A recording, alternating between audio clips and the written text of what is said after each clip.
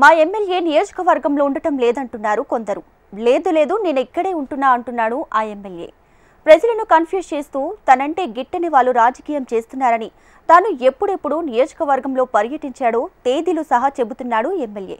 ఇంతటి డిజిటల్ కాలంలోనూ తాను ఇక్కడే ఉంటున్నానని నిరూపించుకునేందుకు ప్రయత్నిస్తున్నారంటే ఆ ఎమ్మెల్యే గెలిచాడా లేక ఆయనంటే గిట్టని వాళ్ళు గెలిచారా అనేది ఎవరికి వారు అంచనా వేసుకోవాల్సిందే. ఇంతకీ ఆ ఎమ్మెల్యే ఎవరు, ఆ నియోజకవర్గం ఏది, ఈ స్టోరీలో చూద్దాం.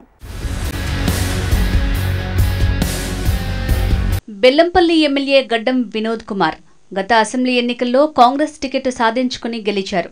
అంతేకాదు మంత్రి పదవి కోసం ఢిల్లీ స్థాయిలోనూ పైరవీలు చేస్తున్నారన్న టాక్ ఉంది. మరి ఆ బిజీలోనే ఉన్నారో లేక మరేదైనా కారణమో కానీ గెలిచిన నాటి నుంచి బెల్లంపల్లికి సరిగా రావటం లేదంటూ ఓ చర్చ మొదలైంది.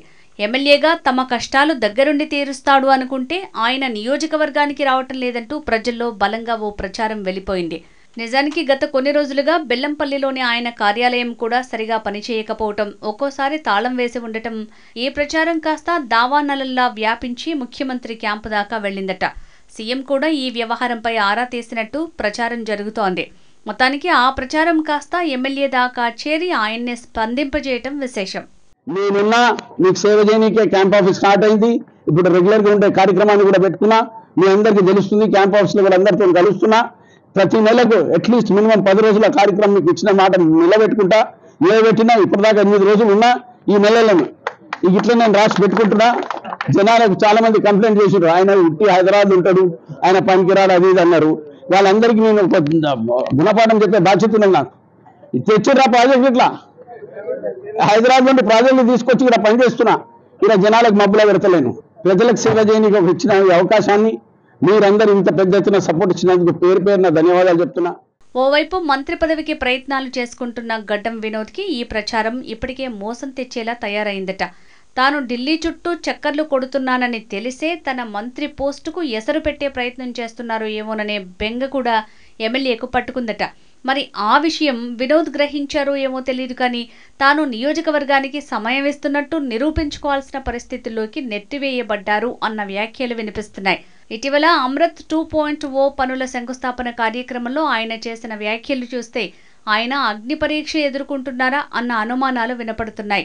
నెలలో 10 రోజులు తాను నియోజకవర్గంలోనే ఉంటున్నానని, ఈ నెలలో సరిగ్గా ఇది 8వ రోజు అంటూ సభాముఖంగా చెప్పుకోవాల్సిన పరిస్థితి ఏర్పడింది.